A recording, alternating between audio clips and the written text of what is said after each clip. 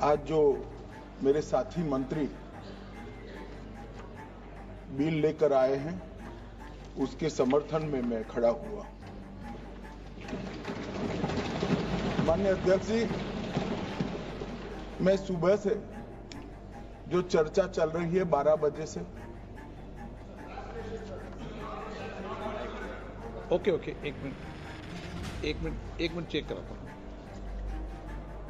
हाँ एक second check करा, सेकंड में करा रहे हैं, चेक कर रहे हैं। मानेंगे माननीय अध्यक्ष जी, 2 मिनट लगता है कभी। सुबह से जो चर्चा चल रही है उसको मैंने बारीकी से सुना। मुझे लगता है या तो निर्दोष भाव से या तो राजनीतिक कारणों से ढेर सारी भ्रांतियां कई सदस्यों के मन में भी है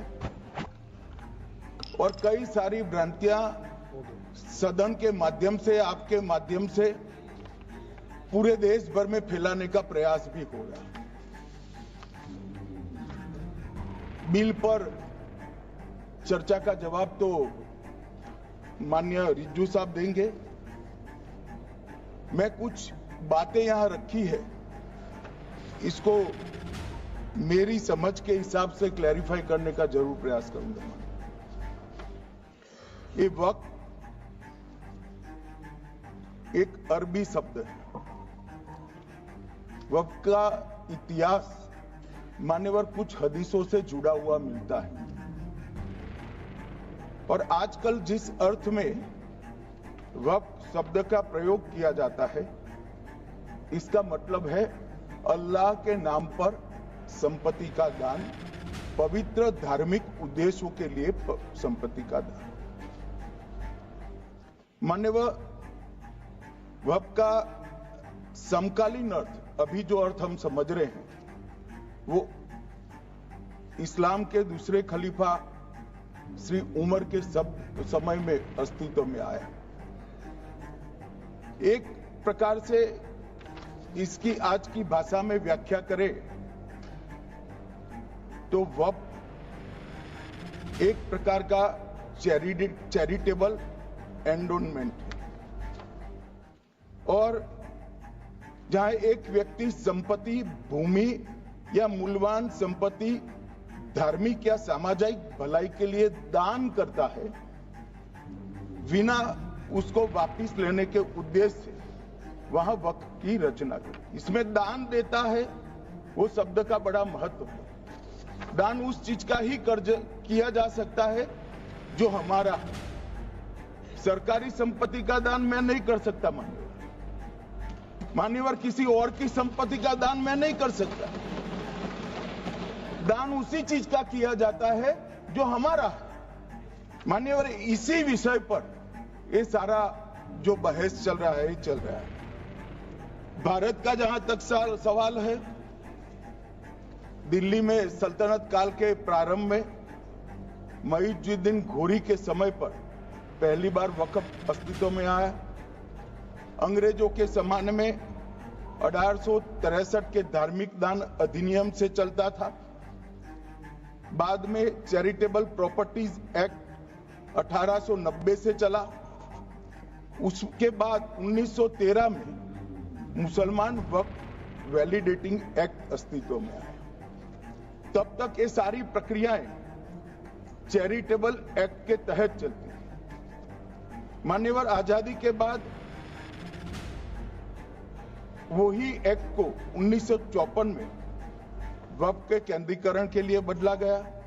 95 में वक्फ न्याय अधिकरण और वक्फ बोर्डों की स्थापना की। अब ध्यान से सुनिएगा मान्यवर, वक्फ परिषद और वक्फ बोर्ड ये 1995 से आए। ये पूरा झगड़ा जो चल रहा है, आपने नॉन हिंदू को रख दिया और नॉन मुस्लिम को रख दिया, गैर मुस्लिम को रखा। वो झगड़ा वक्फ में दखल करने का है। पहले तो वक्फ में कोई गैर इस्लामिक सदस्य आएगा ही नहीं, ये स्पष्टता समझ लीजिए।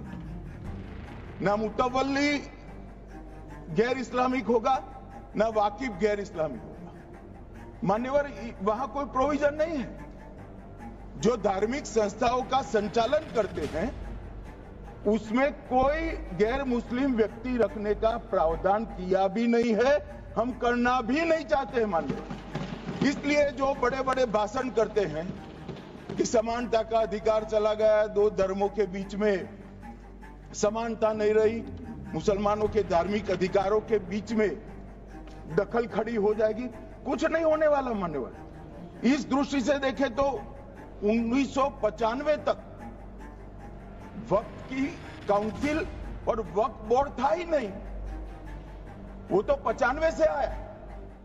और मान्यवर, ये जो भ्रम खड़ा किया जाता है कि ये एक मुस्लिम भाइयों के धार्मिक क्रियाकलापों के अंदर, उनके दान की हुई संपत्ति के अंदर दखल करने का है, ये बहुत बड़ी भ्रांति फैलाकर माइनॉरिटी को डराकर अपनी वोट बैंक खड़ी करने के लिए किया जा रहा है मान्यवर। कहां पर गैर मुस्लिम सदस्य रखे जाएंगे? परिषद में और वक्फ बोर्ड में। उसका काम क्या है? उनका काम धार्मिक क्रियाकलापों को कुछ चलाने का नहीं है।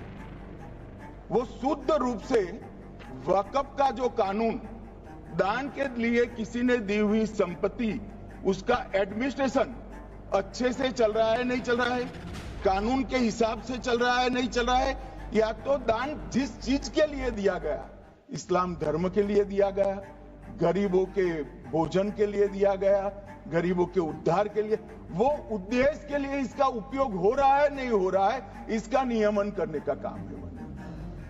अब मैं इसको मान्यवर बाकी सारे धर्मों के साथ कंपैरिजन करते हैं और कहते हैं दखल किया है। मैं उसको स्पष्ट करना चाहता हूं। मान्यवर, वक्त जो है वो हमारे यहां ट्रस्ट एक्ट है, इसमें ट्रस्ट है। तो ट्रस्ट के अंदर जो ट्रस्ट को बनाते हैं वो ट्रस्टी होते हैं और एक मैनेजिंग ट्रस्टी होते हैं। वक्त में वाकिफ होता है, वक्त होता है और मुतवल्ली होता है। ये सारे इस्लाम के अनुयायी हैं।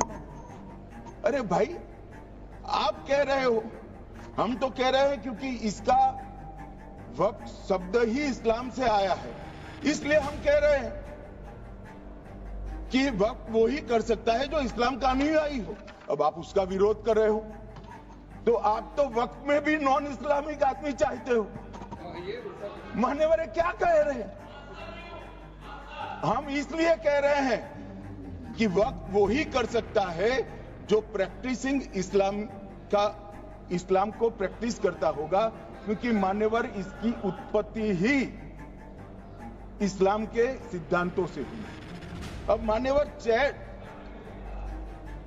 वक्फ धार्मिक हुआ, वक्फ बोर्ड नहीं हुआ, वक्फ परिषद भी नहीं हुई। अरे सुनो भाई, मान्यवर, ट्रस्ट के अंदर ट्रस्टी जो होते हैं, जो चर्च होगा तो क्रिश्चियन होंगे, पारसी भी होंगे, पारसी के लिए वो ट्रस्ट होगा, तो हिंदू होगा तो हिंदू के लिए। अब चैरिटी कमिश्नर हम कहेंगे कि भाई मुस्लिम क्यों आया? मुझे बताओ, चैरिटी कमिश्नर एक्ट में मुसलमान चैरिटी कमिश्नर बन सकता है या नहीं बन सकता है? उसको ट्रस्ट नहीं चलाना है, उसको चैरिटी के कानून के हिसाब से वो ट्रस्ट चले, उसकी देखरेख करनी है। ये धार्मिक नहीं है, ये धर्म का काम नहीं है मान्यवर, ये एडमिनिस्ट्रेटिव वर्क है। और इसलिए तो फिर चैरिटी कमिश्नर हिंदू होगा तो वो क्रिश्चियनों के ट्रस्ट का कैसे देखरेख करेगा? चैरिटी कमिश्नर क्रिश्चियन होगा तो जैनियों के और हिंदुओं के ट्रस्ट का कैसे देखरेख करेगा? अब बताओ कि सारे ट्रस्ट के चैरिटी कमिश्नर अलग अलग बन, देश तोड़ दोगे आप लोग, तोड़ दोगे। हमने साहब, मैं अभी भी आपके माध्यम से, इस सदन के माध्यम से देश भर के मुसलमान भाइयों बहनों को कहना चाहता हूं, आपके वक्फ में एक भी नॉन मुस्लिम नहीं आएगा। ये एक्ट में ऐसा कोई प्रावधान नहीं। मगर जो वक्फ बोर्ड है और वक्फ परिषद है, उसका काम क्या है? वक्फ की संपत्तियां मान्यवर बेच खाने वाले लोगों को पकड़कर इसके बाहर निकालने का। वक्फ के नाम पर औने पौने दाम में संपत्तियों को 100 साल तक किराए पे देने वाले लोगों को पकड़ना है। वक्फ का जो पैसा होता है, इनकम जो गिरती जा रही है, जिसके माध्यम से माइनॉरिटी का विकास करना है, माइनॉरिटी को आगे बढ़ाना है, इस्लाम धर्म की सारी धार्मिक संस्थाओं को पुख्ता करना है। ये पैसा जो चोरी होता है ना, उसको पकड़ने का काम वक्फ बोर्ड वक्फ परिषद करे। और मान्यवर वो चाहते हैं कि इनके राज में जो मिलीभगत चली वो चलती रहे। ये नहीं चलेगी, ये नहीं चलेगी। और मान्यवर मैं आज आपको बताना चाहता हूं क्या स्थिति हुई है। मान्यवर सबने कहा, रिपीटेशन भी होगा, परंतु मैं कहना चाहता हूं मान्यवर कि वक्फ के 2013 में जो अमेंडमेंट्स आए, अब बिल किरण भाई का है, मगर मैं कह सकता हूं कि वक्फ का 2013 का अमेंडमेंट न किया होता तो ये बिल लाने की शायद जरूरत न पड़ती। सब कुछ अच्छा चलता था। 14 में चुनाव आने वाला था, 13 में रातों रात तुष्टीकरण करने के लिए वक्फ कानून को एक्सट्रीम बना दिया गया। और मान्यवर इसके कारण क्या हुआ?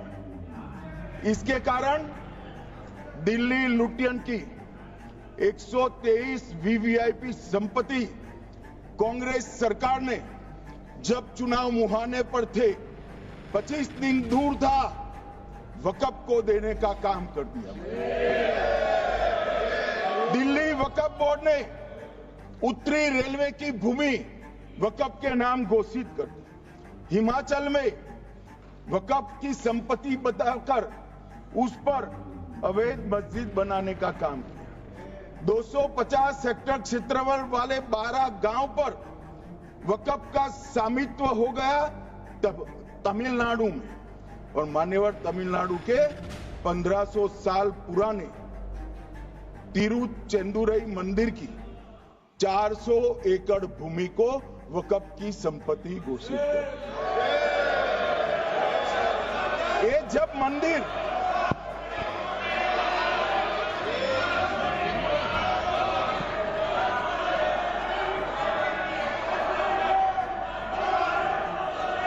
आपको मौका मिले जब अपनी बात कह देना, प्लीज बैठिए। मान्यवर कर्नाटक की, आपको मौका मिले जब अपनी बात कह देना। आप भी बहुत मिसलीड करते हैं, बैठिए।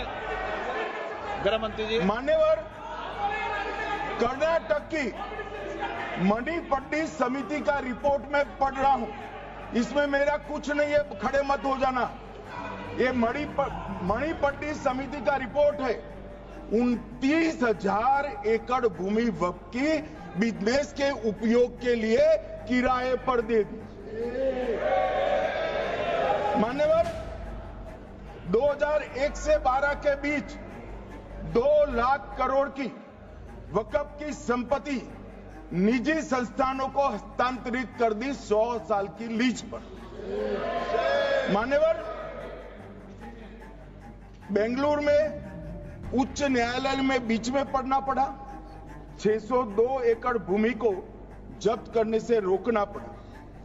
विजयपुर कर्नाटक के होनवाड़ गांव की 1500 एकड़ भूमि पर दावा कर उसको विवाद में डाला और 500 करोड़ की संपत्ति जिस भूमि का मूल्य है वहां 5 स्टार होटल को महीने 12,000 रुपए के किराए से दे दिया। अब मान्यवर ये कहते हैं कि इसका हिसाब किताब न करो, इसकी देखरेख न करो। भाई ये पैसा जो है देश के गरीब मुसलमान का है, ये गन्ना सोटों की चोरी के लिए नहीं। ये इसको रोकने के लिए। और इनके जो ठेकेदार बैठे हैं मान्यवर, ये यहाँ गरज गरज कर बोलते हैं, कुछ तो समझे बगैर बोलते हैं, कुछ समझ कर बोलते हैं। उनको लगता है कि इससे हम जीत जाएंगे।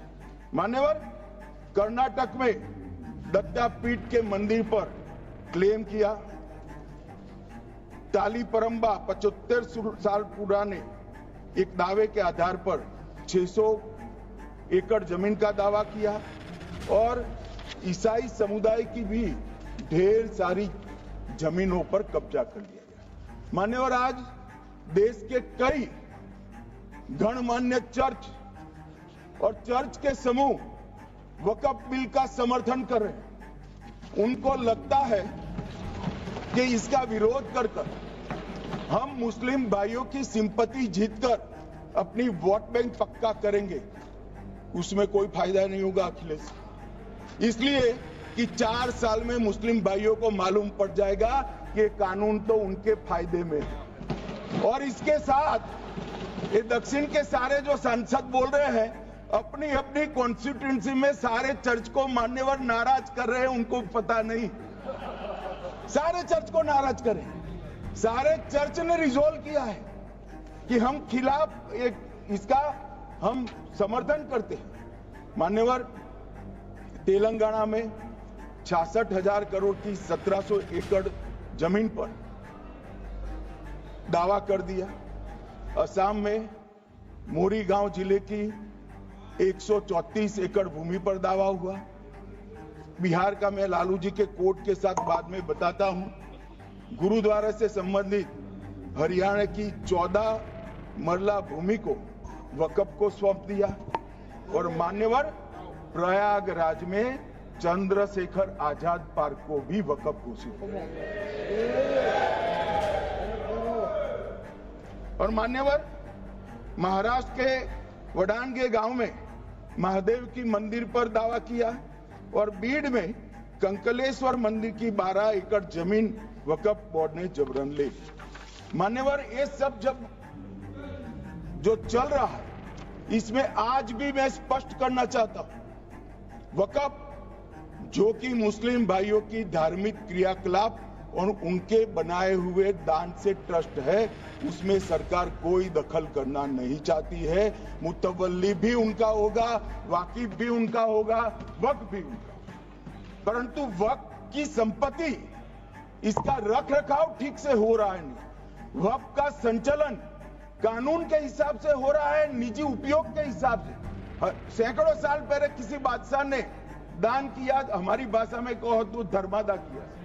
अब इसकी संपत्ति को आप 12,000 रुपये में 5 सितारा होटल बनाने के लिए दे देते हो, ये उचित है क्या भाई? वो पैसा गरीब मुसलमान के कल्याण के लिए करिए, तलाकशुदा महिलाओं के कल्याण के लिए करिए, जो अनाथ बच्चे हैं उसके कल्याण के लिए करिए।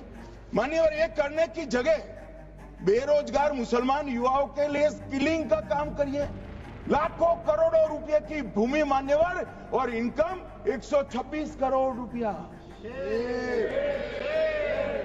रेलवे की जितनी जमीन है, जिसमें हजारों करोड़ लाखों करोड़ का रेलवे का कारोबार चलता है, इतनी भूमि वक्फ के पास है और इनकम 126 करोड़। मान्यवर कहते हैं कि इनकम का क्या उद्देश्य है?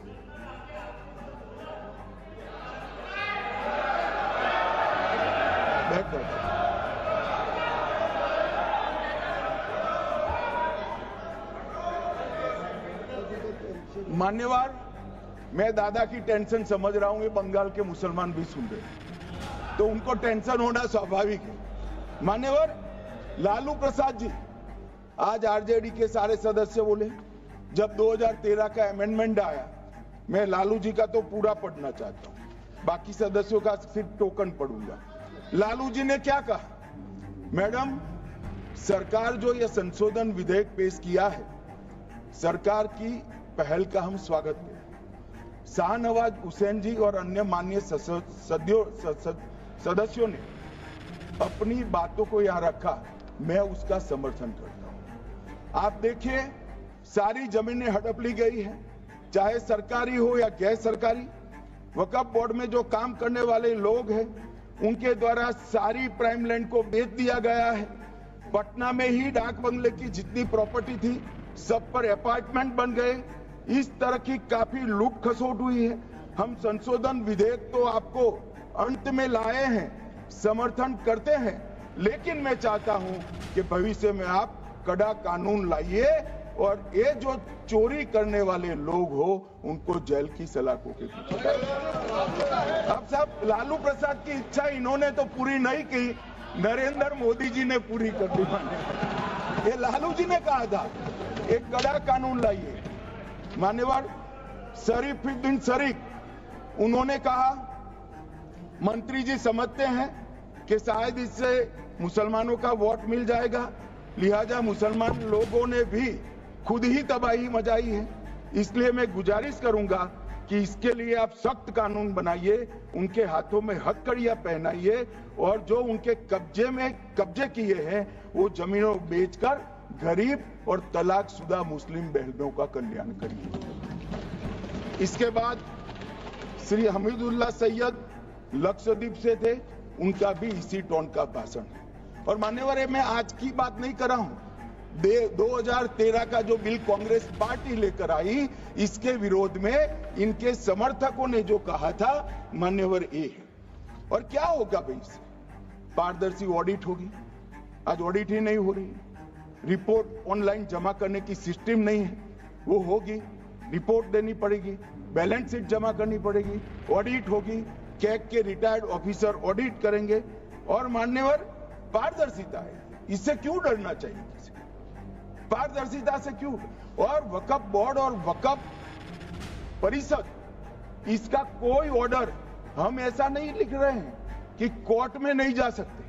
आपने तो कर दिया था कि एक ऑर्डर को कोई कोर्ट में चैलेंज ही नहीं कर सकता, पूरा संविधान वहां समाप्त कर दिया मान्यवर। और मान्यवर, हम तो इसको कहते हैं कि कोई भी चैलेंज कर सकता है कायदे की अदालत में। इस देश में संविधान का राज है, ग्रीवेंसेस जिसका भी हो कोर्ट में जा सकता है। 2013 में जिसकी भूमि हड़पी, इसके ग्रीवेंसेस को भी कोर्ट के फोरम से बाहर करने का पाप एक कांग्रेस पार्टी ने किया। मान्यवर, एक अफवाह और फैला रहे, रिट्रोस्पेक्टिव इफेक्ट से आ रहा है। मैं स्पष्ट कर देना चाहता हूं, इस सदन में बोलने के वक्त जिम्मेदारी के साथ बोलना चाहिए। अगर ये कानून का पहला पेज और तीसरी तक धाराएं भी पड़ी होती तो इसमें स्पष्ट लिखा है ये कानून का अमल जिस दिन पारित होने के बाद भारत सरकार नोटिफिकेशन बाहर निकालेगी उस दिन के बाद होगा। मतलब रिट्रोस्पेक्टिव इफेक्ट नहीं है, मगर मुस्लिम भाइयों को डराया जा रहा है कि रिट्रोस्पेक्टिव इफेक्ट से आएगा। मान्यवर, ये कह रहे हैं कलेक्टर क्यों रखा? मुझे एक बात बताओ भाई, जो बता सकते हैं, अगर किसी मंदिर के लिए जमीन खरीदनी है तो जमीन की मालिकी किसकी है वो हमारे देश में कौन तय करता है? सबको मालूम है, कलेक्टर करता है सर, रेवेन्यू ऑफिसर वही है। तो अगर वक्फ की भूमि जो वक्फ कर रहा है उसकी है या नहीं है, इसकी जांच कलेक्टर करे तो इसमें आपत्ति क्या है? वक्फ तो दान है भाई, और दान अपनी संपत्ति का किया जा सकता है, किसी और की संपत्ति का नहीं किया जा सकता। गांव में कोई बेचारा अमेरिका गया है 4 महीने पढ़ने के लिए, घूमने के लिए आता है तो कि वक्फ घोषित हो गए। कोई कारोबार करने के लिए दिल्ली आया, आता है तो कि वक्फ घोषित हो गया। अरे ऐसे नहीं होता भाई, कलेक्टर को पूछना पड़ेगा सरकारी संपत्ति है या नहीं है, इसकी जांच करनी चाहिए या नहीं करनी चाहिए। ढेर सारे मंदिर बनते हैं, बने भी है, बनेंगे भी, ढेर सारे चर्च बने हैं, गुरुद्वारे बने हैं, सरकारी संपत्ति पर बन सकते हैं क्या? नहीं बन सकते मान्यवर। जहां वक्फ की घोषणा होती है वो भूमि सरकारी है या नहीं है वो सत्यापित करना ही चाहिए, और कलेक्टर के अलावे इसको कोई सत्यापित नहीं। मान्यवर, इन्होंने मैंने पहले भी बताया मान्यवर, कोर्ट को भी रास्ते से निकाल दिया। मैं बाद में बात करता हूं मान्यवर, ये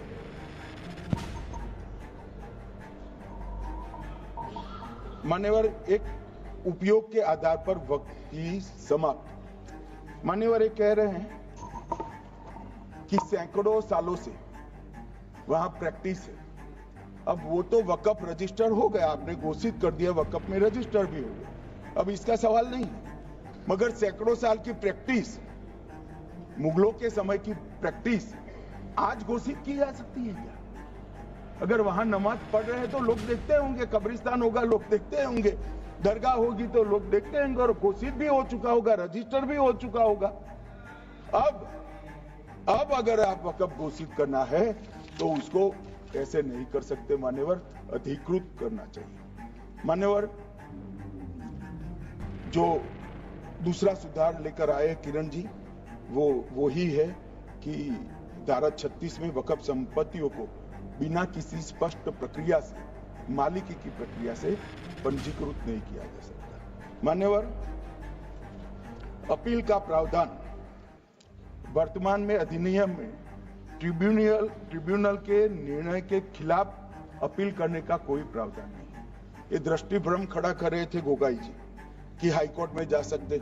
हाईकोर्ट में सिविल सूट नहीं जा सकता, रीट के अधिकारों का उपयोग कर हाईकोर्ट में जा सकते हैं। सिविल सूट में ज्यादा प्रोटेक्शन मिलता है मूल मालिक को। आपने सिविल सूट को खत्म कर दिया था, रीट के जुडिक्शन बहुत सीमित है, हम सब जानते हैं कि ये सीमित कर दिया गया था, आप भी जानते हो, मगर आपको वोट बैंक चाहिए। मान्यवर, ये हमारा स्पष्ट सिद्धांत है भारतीय जनता पार्टी की, मोदी सरकार का, कि वोट बैंक के लिए हम कोई कानून नहीं लाए। कानून न्याय के लिए होता है, कानून लोगों के कल्याण के लिए होता है। इन्होंने कहा कैसे कैसे कानून आए हैं, मैं बता देता हूं सब। अभी कांग्रेस के महासचिव और माननीय सदस्य कह रहे थे क्या कानून आ रहे हैं, सब किस प्रकार के कानून आ रहे हैं। मान्यवर, इसी सदन में नरेंद्र मोदी सरकार ही महिलाओं को 33% आरक्षण का कानून लाई। इसी सरकार में पिछड़ों को संवैधानिक अधिकार दिया गया। मान्यवर, इसी सरकार में बजट जो आए, इसमें गरीबों को गैस, शौचालय, पानी, 5 लाख तक का बीमा, 5 किलो अनाज, बिजली और घर दिए गए। मान्यवर, और कन्वर्जन कानून की बात करते थे और हंसते हंसते कहते थे कर्नाटक सरकार कन्वर्जन कानून लेकर आई है।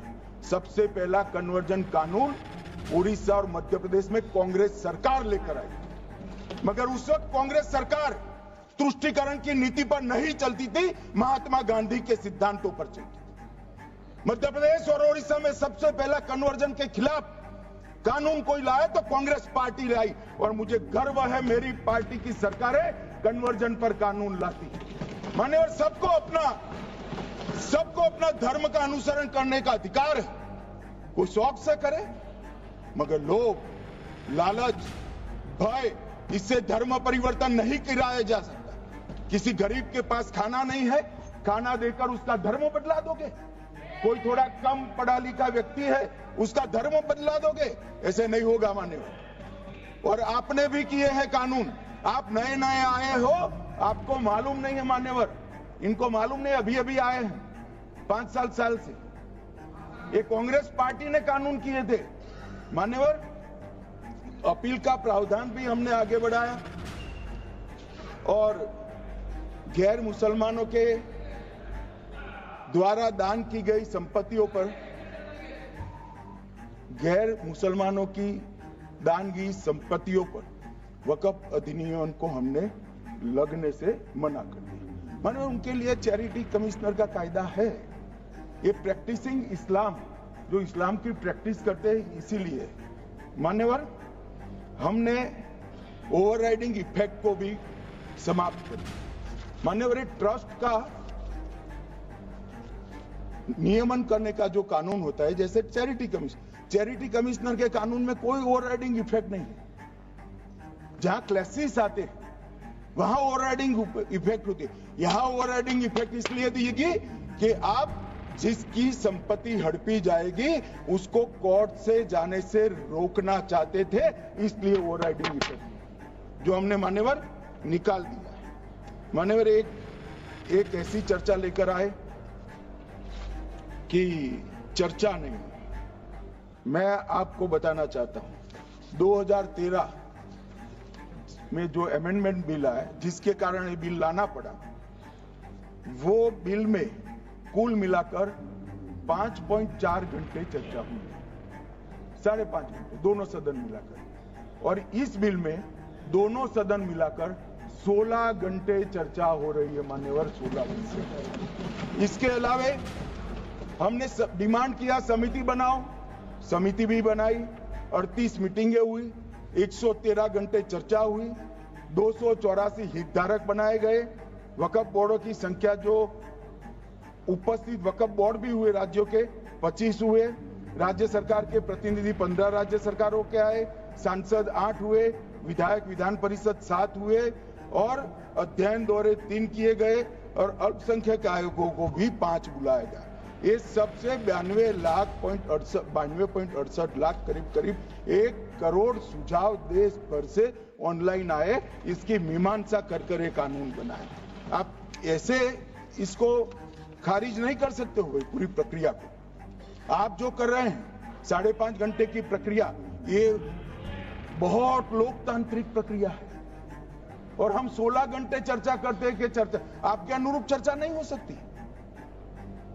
इस सदन में हर सदस्य बोलने के लिए स्वतंत्र है, कोई परिवार की यहां चलती नहीं है, ये तो जनता के नुमाइंदे हैं, किसी की कृपा से नहीं आए हैं। मान्यवर, जो दिल में है, जो जनता की आवाज है, वो रखेंगे।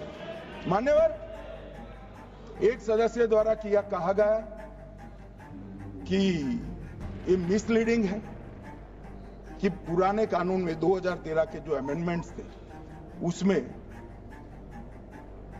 अपील का प्रोविजन था। अब मैं कहना चाहता हूं 83(9) उसमें अधिकरण द्वारा किए गए किसी भी विनिश्चय का आदेश विरुद्ध, चाहे वो अंतरिम हो या फाइनल, इस पर अपील नहीं हो सकती। इसका मतलब अपील का प्रोविजन आपने रखा ही नहीं था। सिविल न्यायालय, राजस्व कोर्ट और अन्य प्राधिकरण उसके अधिकार क्षेत्र पर भी प्रतिबंध लगा दिया, और सरकारी अधिसूचना जो बाद में वक्फ बोर्ड और वक्फ परिषद के एडवाइस से होगी, इसको भी कोई चुनौती नहीं दे सकता। मान्यवर, मुझे ये बताओ कि अभी अभी फैशन है संविधान लहराने की, ये संविधान के हिसाब से सरकार का या किसी भी निजी संस्था का कोई भी फैसला मान्यवर कायदे की कोर्ट से बाहर कैसे हो सकता है? कोई भी फैसला, ये देश की अदालत वो फैसले तक रुचि नहीं रखेगी। नागरिक ग्रीवेंसेस लेकर कहां जाएंगे? जिसकी भूमि हड़प कर ली गई वो कहां जाएगा? ऐसा नहीं चलेगा। आपकी वोट बैंक के लिए आपने किया था, हम खारिज कर रहे हैं, हम खारिज कर रहे हैं। ऐसा नहीं चलेगा। अदालत में जाइए, जिसको ग्रीवेंसेस है इधर और साइड से, और अदालत न्याय करेगी। न्याय के लिए तो अदालतें बनी है। और मान्यवर, यहां एक सदस्य ने तो कह दिया माइनॉरिटी इस कानून को स्वीकार नहीं करेगी। क्या धमकाना चाहते हो भाई? संसद का कानून है, सबको स्वीकार करना पड़ेगा। स्वीकार नहीं करेंगे मतलब क्या है? कैसे बोल सकते हैं कोई? हम कानून को स्वीकार नहीं करेंगे। ये कानून भारत सरकार का है, हर एक पर बंधन करता होगा और इसको स्वीकार करना पड़ेगा। मान्यवर, ये हमने तो खैर वक्फ को छेड़खानी नहीं की, वक्फ बोर्ड और वक्फ परिषद के अंदर बदलाव किया है। मगर वक्फ के लिए भी क्या क्या जजमेंट आए। सैयद फजल पुकोया थंगल बनाम भारत संघ 10/11/28 को केरल उच्च न्यायालय ने उन्होंने कहा वक्फ बोर्ड एक स्टैट्यूटरी बॉडी है, यह मुस्लिम समुदाय का प्रतिनिधि निकाय नहीं, इसका फंक्शनिंग मान्यवर एडमिनिस्ट्रेटिव है। धार्मिक क्रियाकलापों को तो वक्फ ने करना है, चाहे कब्रिस्तान हो, चाहे दरगाह हो, चाहे मस्जिद हो, चाहे चैरिटी का काम, वो वक्फ बोर्ड को नहीं करना है भाई। ये केरल हाईकोर्ट ने किया, इलाहाबाद हाईकोर्ट ने भी, उसने तो मुतवल्ली तक भी कहा है, मगर हम मुतवल्ली तो जो धर्म का है वही रखेंगे।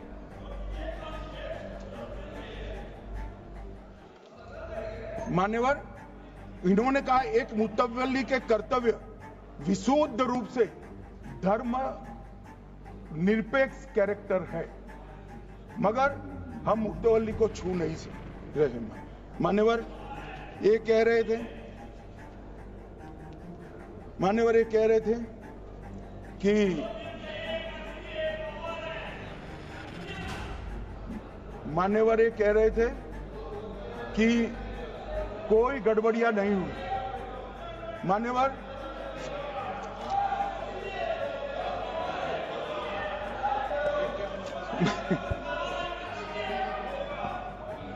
मान्यवर 2013 में अन्यायी कानून आया। भाई करने थोड़ा शांत हो जाइए, ये 26 के कारण डरे होंगे और कुछ कारण, चुनाव जो है ना अक्टूबर में, 25 में जो चुनाव है इसके कारण। मान्यवर भाई बैठ जाओ।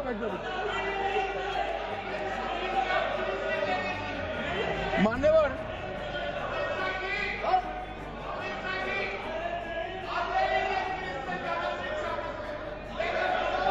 बैठो। बंगाल में आकर कहूंगा ये राजनीतिक हिसाब किताब का अखाड़ा नहीं है, छाती पर ठोक कर कहूंगा ज्यादा सिखाएंगे।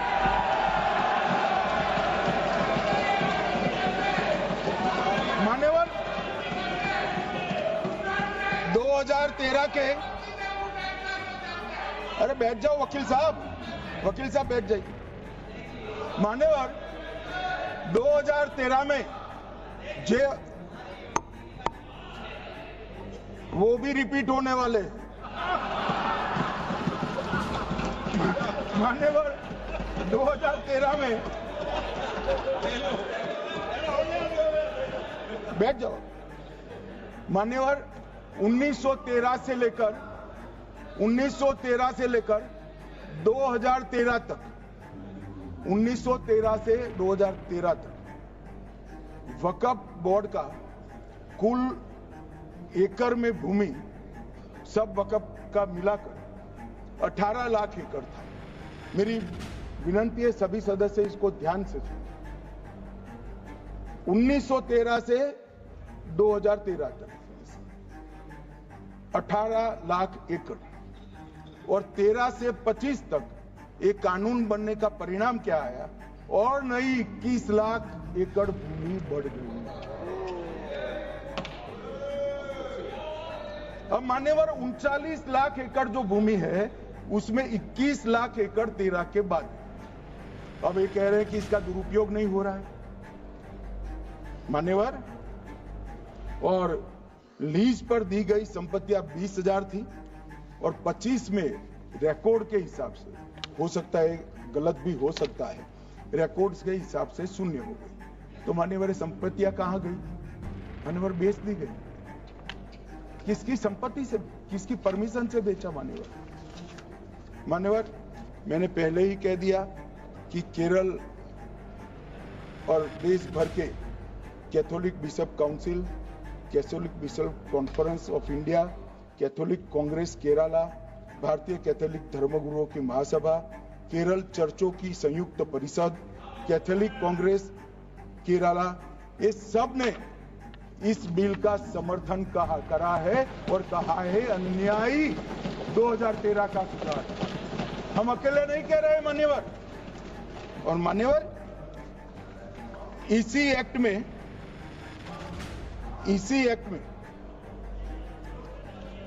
हमने एक बात कही कि जो योगदान था वक्फ बोर्ड का वो 7% से घटाकर 5%। मान्यवर, अब ये जो कह रहे हैं ये मुसलमान भाइयों के हित में कह रहे हैं जिसका विरोध कर रहे हैं या अहित में? अगर 7 से 5% हमने कम किया तो कहां जाएगा? वो वक्फ में रहेगा। वक्फ बोर्ड का कम किया है। जो मस्जिद चल रही है उसको हमने 2% बढ़ाया है। ये उल्टा समझ रहे हैं। मान्यवर, ये बिल जमीनों की सुरक्षा प्रदान करेगी। मान्यवर, किसी की जमीन अब घोषणा मात्र से वक्फ नहीं बनेगी, उसको प्रोटेक्शन। मान्यवर, पुरातत्व विभाग और एएसआई की जमीन को हम सुरक्षा देंगे। आदिवासी भाइयों की शेड्यूल 5 और शेड्यूल 6 की जो जमीन है वो सुरक्षित हो जाएगी। निजी संपत्ति जो आम नागरिकों की है वो भी सुरक्षित हो जाएगी।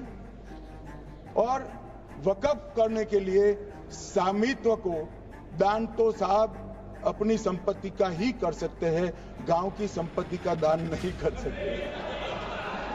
तो वक्फ निजी संपत्ति से ही स्वामित्व के बगैर नहीं हो पाएगा। इसमें पारदर्शिता लाने के लिए सूचना की प्रक्रिया को दाखिल किया गया है।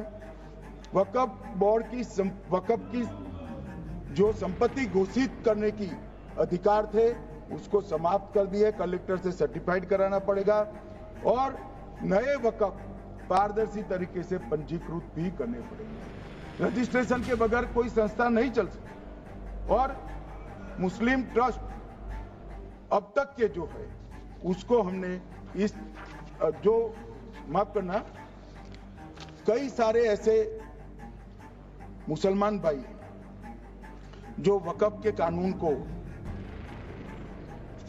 अंदर दायरे में आना नहीं चाहते। मुझे मिले थे वोरा समाज वाले, वोरा समाज है, अहमदिया है, कई सारे ऐसे समुदाय, सिया भी है, पसमंदाओं के भी कुछ ट्रस्ट है।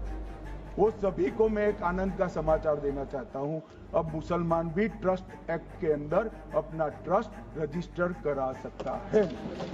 इसके लिए कंपलसरी नहीं है कि वो वक्फ के कानून में भी जाए, चैरिटी कमिश्नर एक्ट के तहत वो करने वाला है। मान्यवर, भूमि के रिकॉर्ड का कार्यालय होगा, समाचार पत्र और क्षेत्रीय भाषाओं में इसकी एडवर्टाइज दी जाएगी। ढेर सारे प्रावधान मान्यवर इसके अंदर किए हैं। महिला, सिया, पसमंदा, वोरा, अहमदिया, उनका हमने समावेश किया ही है।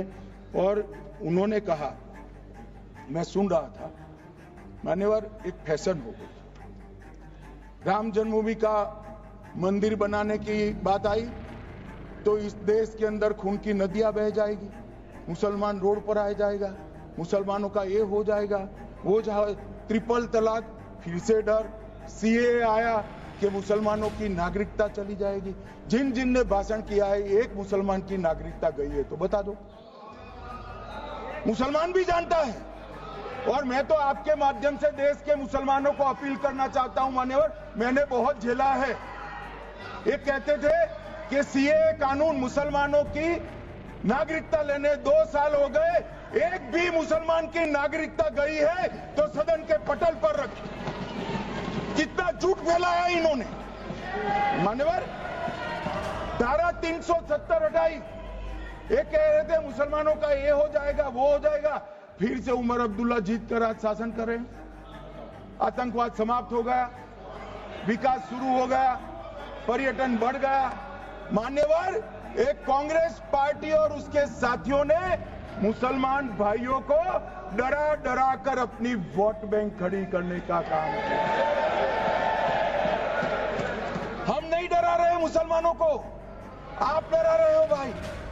आप कह रहे हो ये हो जाएगा। मैं कहता हूं इस देश के नागरिक को किसी भी धर्म का हो, कोई आंच नहीं आएगी मान्यवर। ये नरेंद्र मोदी सरकार का सरकार। मान्यवर,